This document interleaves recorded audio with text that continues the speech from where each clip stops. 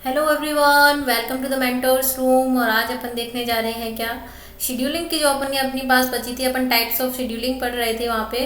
तो अपन ने देखा था अपन क्या पढ़ चुके हैं, first come first serve scheduling पढ़ चुके हैं। और अपन पढ़ चुके हैं शॉर्टेस्ट ऑफ फर्स्ट। कौन सी कंप्लीट हो चुकी है अपनी, फर्स्ट कम फर्स्ट सर्व, ठीक है।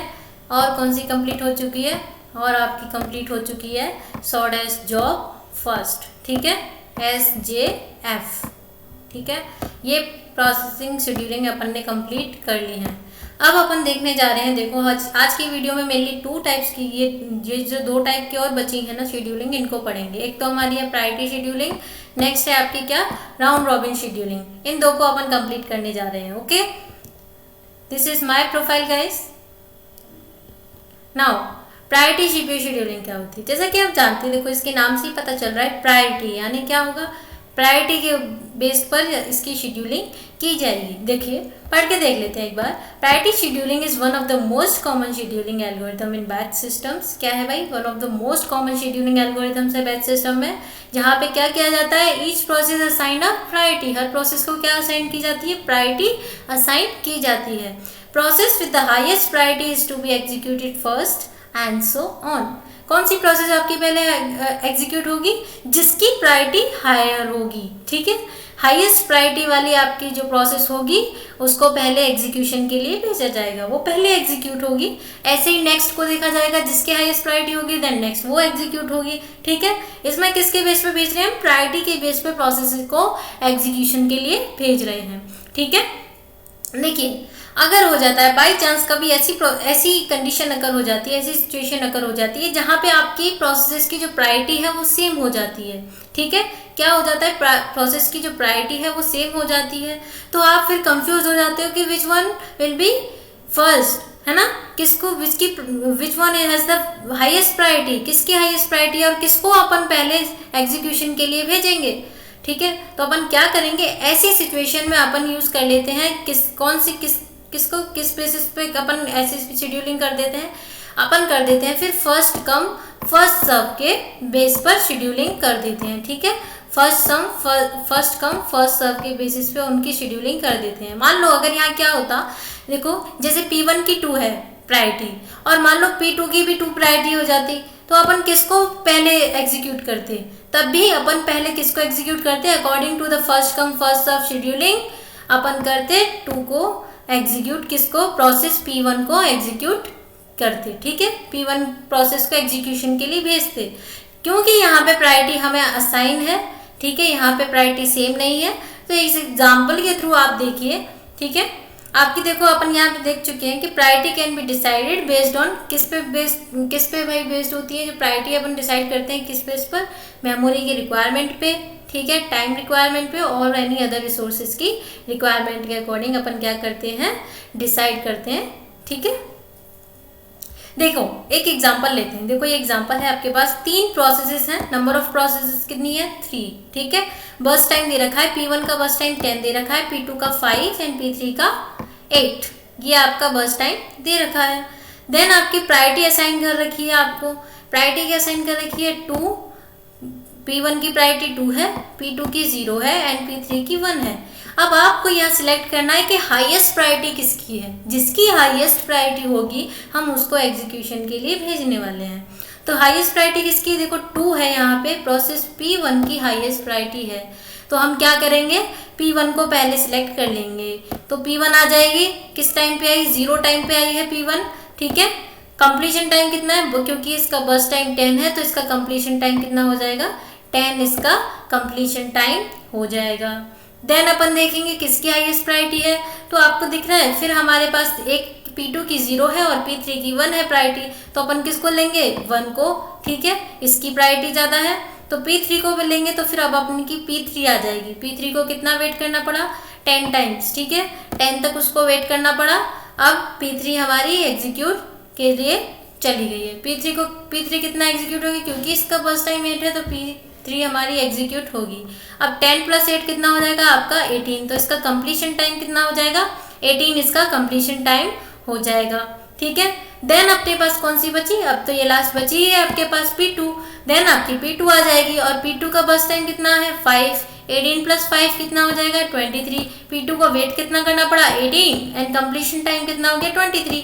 अब आप इजीली क्या निकाल सकते हो, एवरेज टर्न अराउंड टाइम अगर आपको बोल दिया जाए तो वो भी निकाल सकते हो, एवरेज वेटिंग टाइम बोल दिया जाए तो वो भी निकाल सकते हो। ठीक है, एवरेज टर्न अराउंड टाइम निकालने के लिए क्या करोगे आप, करना क्या, कंप्लीशन टाइम में से किसको माइनस करना है, अराइवल टाइम को माइनस करना है। क्योंकि यहाँ पे अराइवल टाइम दिया नहीं है तो ऐसी सिचुएशन में अपन क्या करते हैं, जब हमको अराइवल टाइम नहीं दिया होता तो हम जीरो मान लेते हैं। ठीक है, तो कंप्लीशन टाइम ही आ जाएगा हमारे पास टर्न अराउंड टाइम। देन आप क्या करोगे, हमें निकालना है वेटिंग टाइम। तो वेटिंग टाइम कैसे निकालते हैं हम जानते हैं, टर्न अराउंड टाइम माइनस बस टाइम करके हमारा वेटिंग टाइम निकल जाता है। ठीक है, यानी कि क्या करोगे, टर्न अराउंड टाइम को माइनस कर दो किससे, बस टाइम से। तो टर्न अराउंड टाइम पहले देखिए इन सब का कि क्या क्या आएगा, उनमें से फिर क्या करोगे, आपके जो क्या करोगे, बस टाइम को माइनस कर दोगे किस में से, टर्न अराउंड टाइम में से। ठीक है, टर्न अराउंड टाइम में से बस टाइम को माइनस कर दोगे, उससे मेरा क्या निकल आएगा, उससे मेरा निकल आएगा वेटिंग टाइम। ठीक है, और एवरेज वेटिंग टाइम निकालना हो तो क्या कर देंगे, उन सब प्रोसेस के वेटिंग क्या करेंगे, उन सब प्रोसेस के टर्न अराउंड टाइम को प्लस करके क्या कर देंगे, यहाँ पे एवरेज वेटिंग टाइम निकाल लेंगे। सबका प्लस करके माइनस करते जाएंगे उनकी बस टाइम में से।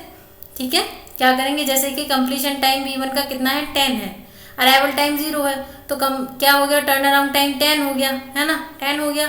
10 में से अब बस टाइम भी उसका कितना है, P1 का बस टाइम भी 10 है, तो 10 में से 10 जाएगी तो कितने बचेंगे 0। तो इसका कितना होगा वेटिंग टाइम 0, है ना, क्योंकि वेट ही नहीं करना पड़ा P1 को कोई, 0 हो गया। P2 का निकालोगे आप तो P2 का आप देख रहे हो यहाँ पे कितना है, ये आपका क्या करना पड़ेगा, P2 को 18 है भाई, तो कंप्लीशन टाइम कितना हो गया 18, और कंप्लीशन माइनस अगर वो करते अराइवल टाइम तो 0 था, तो 18 ही बचता हमारे पास।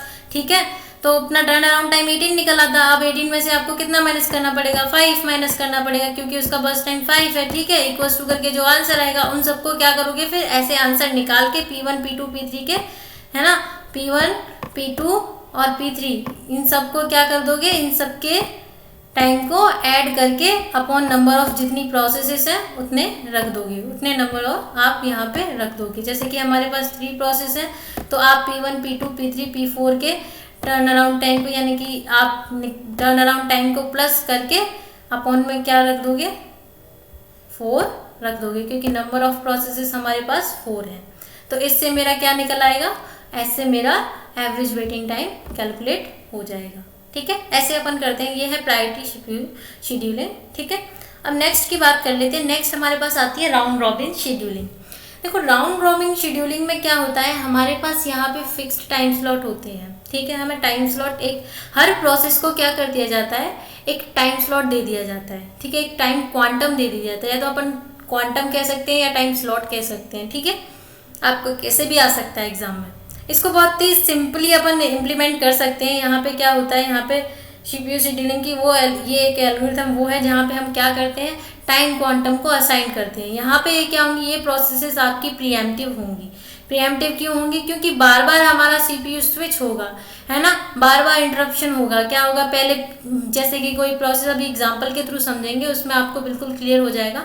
तो क्या हो, या फिर फिक्स्ड स्लाइस ऑफ टाइम आपको होगा, है ना, हर किसी प्रोसेस को असाइन होगा CPU हमारा हर प्रोसेस के लिए इक्वल नंबर ऑफ टाइम पे असाइन होगा हमारा जो CPU है हर प्रोसेस को। तो आपका यहाँ पे डिसएडवांटेज यही है कि यहाँ पे ओवरहेड रहेगा किसका, कंटेक्स्ट स्विचिंग का सबसे ज़्यादा यहाँ पे ओवरहेड रहने वाला है। तो देखिए ये एडवांटेज और डिसएडवांटेज अपन बाद में देखते हैं, पहले अपन समझते हैं इसको क्या, एग्जाम्पल के थ्रू। आप यहाँ देख रहे हो, यहाँ पे हमारे पास नंबर ऑफ प्रोसेसेस कितनी है, यहाँ हमारे पास नंबर ऑफ प्रोसेसेस है 3, जिनका आपके लिए ड्यूरेशन टाइम, जिसको अपन क्या कहते हैं, बस टाइम। ठीक है, इसमें कंफ्यूज नहीं होने का है। ठीक है, ये बस टाइम को ही हम कहते हैं ड्यूरेशन टाइम। तो देखो P1 का बस टाइम दे रखा है 3, P2 का दे रखा है 4 और P3 का दे रखा है 3। इनके ऑर्डर 1 2 3 ऐसे दे रखे हैं, और इन सबका अराइवल टाइम जो है क्या है, इनका अराइवल टाइम है भाई 0।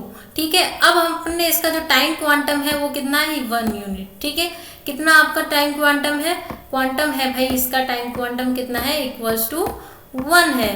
तो यानी कि हर यहाँ पे स्लाइस कितना दे दिया, 1, हर प्रोसेस को 1 टाइम तक एग्जीक्यूट होना पड़ेगा। जैसे कि पहले कौन सी आई, P1 आई 0 पर, देन कितना एग्जीक्यूट होगी, 1। ठीक है, अब हमारे पास यहाँ कितने बच रहे हैं, देखो एक का ड्यूरेशन टाइम 3 है, एक का 4 है P2 का, और P3 का भी 3 है। ठीक है, ये हमारी P1, ये हमारी P2 जिसका ड्यूरेशन कितना है 4, और ये हमारी P3 जिसका ड्यूरेशन है 3। ठीक है, सबको समझ में आ रहा है अच्छे से। ये P1 का 3 है, P2 का हमारे का 4 है, और P3 का हमारे का 3 है बर्स्ट टाइम। अब देखिए P1 आई, एक एग्जीक्यूट हुई, अब कितना बचा हमारे पास, एक टाइम तक एग्जीक्यूट हो गई, 2 बचा, 2 बर्स्ट टाइम बचा। अब फिर P2 की बारी आई, P2 भी एक स्लाइस तक एग्जीक्यूट हुई, फिर इसके पास कितने बचे, इसके पास 3 बचे।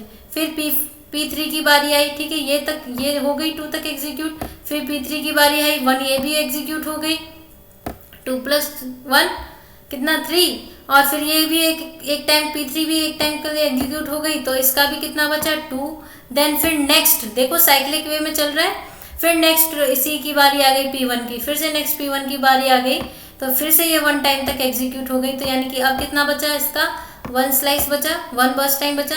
फिर प्रोसेस P2 की बारी आई यहाँ पे, ठीक है, प्रोसेस P2 हो गई, यानी कि एक तक फिर एग्जीक्यूट हुई है, यानी कि अब ये कितना रह गया, P2 रह गया 2। फिर हमारा P3 आ गया, P3 भी 1 टाइम तक एग्जीक्यूट हुआ, यानी कि अब इसका कितना रह गया 1। नेक्स्ट फिर पहुंच गए P1 पे, P1 की बारी फिर से आ गई है, तो अब P1 क्या होगी, P1 पूरी कंप्लीटली एग्जीक्यूट हो जाएगी, अब इसका 0 बचेगा।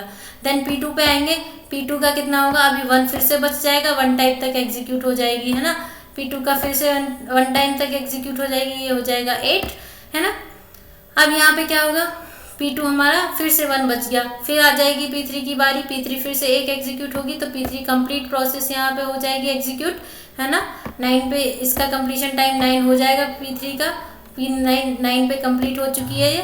देन आपकी कौन सी आएगी, P2 का 1 बचा है, बाकी ये दोनों प्रोसेस एग्जीक्यूट हो चुकी है कम्प्लीटली। अब हमारी P2 पूरी कंप्लीट हो जाएगी, जिसका क्या हो जाएगा कंप्लीशन टाइम 10।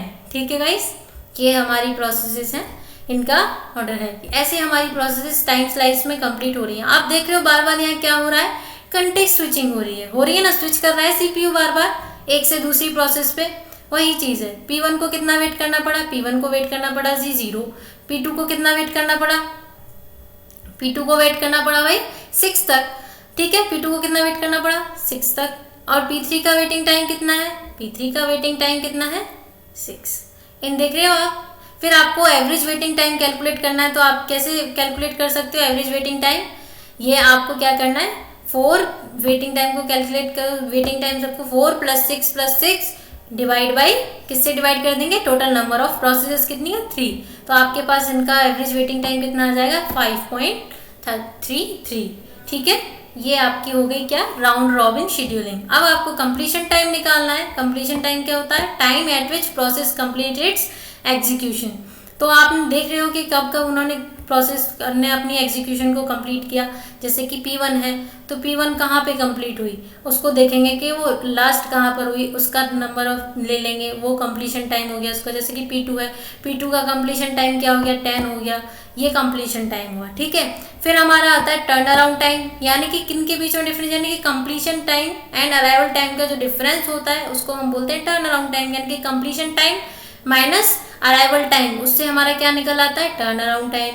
वेटिंग टाइम किससे निकलता है, यानी कि difference between turn around time and burst time. ठीक है, टर्न अराउंड टाइम से बर्स्ट टाइम तक का जो डिफरेंस होता है उसको हम बोलते हैं क्या, waiting time. Turn around time में से माइनस किसको कर देंगे, बर्स्ट टाइम को, उससे हमारा क्या निकल आएगा, वेटिंग टाइम निकल आएगा। ठीक है गाइस, तो ये हो जाती है हमारी राउंड रॉबिन शेड्यूलिंग। अब इसके कुछ देख लेते हैं एडवांटेज एंड डिसएडवांटेजेस। देखिए एडवांटेजेस क्या है, देखो यहाँ पे क्या, this is there is fairness since every process gets equal share of CPU। आप देख रहे हो यहाँ पे CPU की शेयरिंग इक्वल वे में हो रही है कि नहीं। हमने देखा अभी अपनी प्रोसेसेस में इक्वल टाइम क्वांटम असाइन था, इक्वल CPU शेयर हो रहा है हमारा, तो वही बता रहा है कि यहाँ पे क्या हो रहा है, हर प्रोसेस को इक्वल शेयर हो रही है किसकी, CPU की। देन इसका डिसएडवांटेज क्या है, यहाँ पे डिसएडवांटेज ये है कि यहाँ पे लार्जर वेटिंग टाइम रहेगा और रिस्पॉन्स टाइम रहने वाला है। क्या होता है, larger waiting time and response time. ठीक है, होता है कि नहीं, कितना वेट करना पड़ रहा है प्रोसेस को, कितनी देर में रेस्पॉन्स मिल रहा है हर प्रोसेस को, वही चीज़ है। ठीक है, नेक्स्ट है आपका the newly created process is added to the end of ready queue. आपकी जो नई प्रोसेस क्रिएट होगी वो कहाँ ऐड की जाएगी, एंड ऑफ रेडी क्यू के एंड में आपकी प्रोसेस को किया जाएगा। लेकिन क्या मिलेगा उसको, सीपीयू शेयरिंग तो इक्वली ही होगी, अगर आती भी है नई कोई प्रोसेस तो शेयरिंग तो उसकी इक्वली होने वाली है। तो ये तो आपका क्या हो गया एडवांटेज। डिसएडवांटेज क्या होगा, यहाँ पे हमारा जो थ्रूपुट है वो लो हो जाएगा। ठीक है, लो थ्रूपुट होगा, तो ये क्या हो गया, डिसएडवांटेज हो गया हमारे पास। नेक्स्ट है आपका round robin scheduler generally employees time sharing, giving each job at a time slot और क्वांटम। हर कब दिया जाए टाइम शेयरिंग हो रही है, हर प्रोसेस जॉब कब दिया था, एक टाइम क्वांटम के अकॉर्डिंग, एक टाइम स्लॉट के अकॉर्डिंग। अभी अपन ने देखा था एग्जाम्पल में, यहाँ पे अपन ने एग्जाम्पल में देखा था कि 1 यूनिट ऑफ टाइम असाइन कर रखा था, तो उसी पर वो प्रोसेस हमारी वर्क करती है, 1 यूनिट ऑफ टाइम चलेगी ओनली। ठीक है, नेक्स्ट आप देखोगे इसका डिसएडवांटेज क्या है, तो देखो डिसएडवांटेज ये है कि यहाँ पे हमारी कंटेक्स्ट स्विचिंग होने वाली है। क्या हो रहा है, कंटेक्स्ट स्विचेस हो रहे हैं। ठीक है, कैसे कि एक प्रोसेस हो गई, फिर दूसरी पे जा रहा है, फिर तीसरी पे जा रहा है, कंटेक्स्टली क्या कर रहा है, स्विच कर रहा है, कौन, सीपीयू हमारा स्विच कर रहा है, तो उसे हम बोलते हैं कंटेक्स्ट स्विचिंग। ठीक है, विदाउट एनी एरर आपका क्या कर रहा है, जो प्रोसेसर है, जो सीपीयू है वो क्या कर रहा है, स्विच कर रहा है।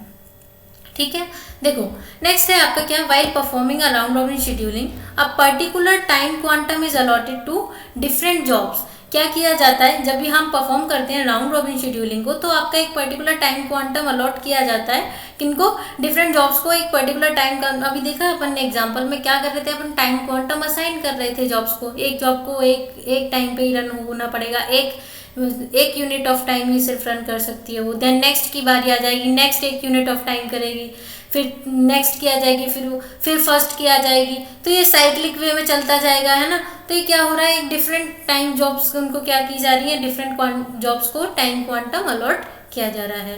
ठीक है, नेक्स्ट आप देखोगे इसका डिसएडवांटेज क्या होगा, डिसएडवांटेज ये होगा कि जो हमारा गैनेट चार्ट है वो क्या दिखेगा, बहुत बड़ा दिखेगा, टू बिग, है ना, दिखेगा कि नहीं। अगर टाइम क्वांटम लेस है तो शेड्यूलिंग हमारी जो होगी वो बहुत बड़ी हो जाएगी, बहुत बड़ी शेड्यूलिंग हो जाएगी। अगर वहीं छोटी होती अगर, तो वो टाइम कंज्यूमिंग हो जाता थोड़ा। अगर यहाँ पे हमारा टाइम जो क्वांटम है अगर ज़्यादा असाइन कर देते तो क्या होता था, हमारा टाइम कंज्यूम कम होता ना। देखो अब यहाँ पे क्या है, नेक्स्ट प्रोसेस है हमारा एडवांटेज है कि each process get a chance to reschedule after a particular time in this schedule. क्या होगी, हर प्रोसेस को चांस मिल रहा है क्या, रीशेड्यूल होने का, एक पर्टिकुलर टाइम क्वांटम के बाद। यहाँ पे जो पर्टिकुलर टाइम क्वांटम फिर शेड्यूलिंग होती है, फिर क्या होता है, हर प्रोसेस का रीशेड्यूल होती है वो प्रोसेस। तो ये तो एक एडवांटेज है, लेकिन डिसएडवांटेज क्या है कि ये टाइम कंज्यूमिंग शेड्यूलिंग है फॉर स्मॉल क्वांटम्स के लिए। अगर स्मॉल क्वांटम है तो बहुत ही टाइम कंज्यूमिंग शेड्यूलिंग है ये। ठीक है, ये आपका डिसएडवांटेज। तो गाइस ये है हमारी पूरी, this is all about the priority scheduling and round robin scheduling, और यहाँ पे हमारी शेड्यूलिंग का जो टॉपिक है वो एंड होता है। ओके गाइस, तो आज की वीडियो में इतना ही, अब नेक्स्ट देखेंगे अपन। Okay, thank you so much and bye bye.